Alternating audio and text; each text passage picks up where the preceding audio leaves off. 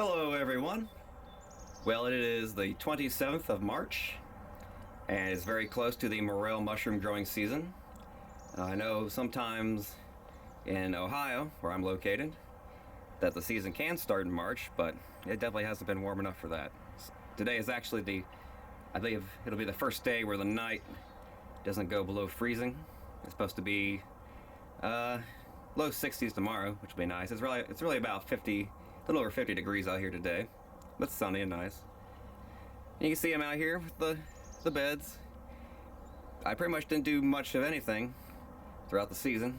They held up in the winter just fine. You can see where the wind blew around a little bit of the plastic, but not bad at all. And I had the fence closed up so no deer got in and poked holes in the plastic, so it's all in pretty good shape.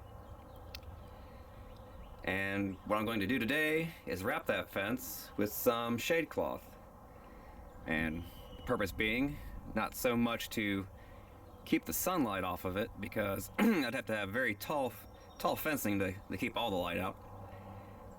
But it's going to be used more to cut the wind back, because I believe that's really what has prevented me from getting a good harvest. That too, my last year's spawn had the mold issues, if you remember too, that could severely have cut it back too. So this year, no mold, everything went great.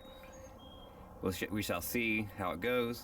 But I'm going to keep this area back here wet like a swamp, have some sprinklers, have the same lines going over the beds with the four-way misters, and probably have that set up on a timer, or if I'm dedicated, I just come out here and run it myself. And that'll keep the wind down, keep the mushrooms from drying out. If you remember, I had the one mushroom that did pop up, the one Morel, and yeah, it was under all the Shadecloth, so I'm figuring that that's because it popped up from lack of wind drying it out. So hopefully that's what's going to solve my issues with that. So I'm going to get started using some cable ties and just kind of pretty much go around and flip the top of the cloth over the top of the fence, and then just secure it down with cable ties. Make sure that the bottom's not going to whip around if it does get windy out here, because it definitely will get windy in the spring. Alright, I have this fence wrapped up. See, I even went to the doorway, which I have open now, just kind of flopped over with a brick holding it down. It does seem that the wind catches it a little bit when it's standing up straight.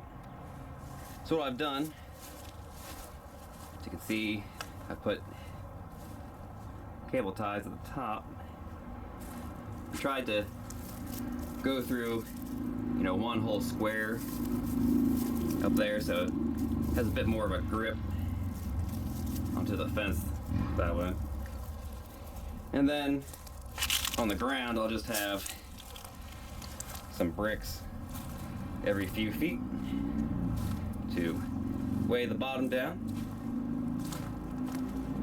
It goes all the way on the outside back here. Seems that this back part and the part down way of the garden gets blown around the most, because the wind's coming this way more, and it doesn't have a fence to press against, so it gets pulled away. So added some more bricks down this way. Looks like it may have already, the wind might have already yanked some away. I might have to add more bricks, or even cable tie it to the fence towards the bottom, but I'm thinking it probably won't be necessary. We'll see. And over here you see, same deal. Although, yeah, I can actually see where the wind's already kicked off a lot of the bricks. So, yeah, I'll probably have to go through and cable tie the bottom here and there as well. And you can see the inside of the garden. And like I said before, notice that it really doesn't cut the sun out at all. Each one of these lanes is completely hit with the sunlight. And it's about 1 o'clock in the afternoon, so, sun's high up in the air. But, I don't know if I can tell I walk down here, maybe the wind's cut back a bit. So I don't see too much. I mean, I can still see some Still see some breeze blowing through, but I do have the top gate open, so it's not going to cut all the wind down, obviously, but it should cut it back significantly. Now, you never want to use like a tarp or anything solid to do this, because they don't make a good windbreak. They actually will cause the wind to come across and roll over the top and make a downward draft into your garden. So it actually makes the situation worse when you have a solid break like that. So I recommend using the Shadecloth. It's the easiest thing to find. I think I got it like a 2-meter length, and that's tall enough to cover the deer fence.